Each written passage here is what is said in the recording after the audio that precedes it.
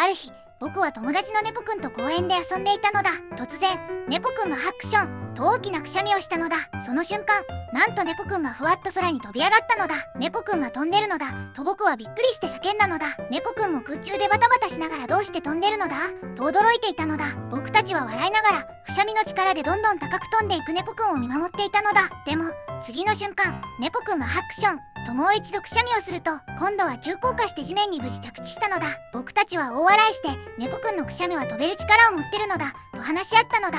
次の日、学校でその話をしたら、みんなもくしゃみで飛んでみたいのだと言って大笑いしたのだ。みんなも大きなくしゃみをしたら、もしかして空を飛べるかもしれないのだ。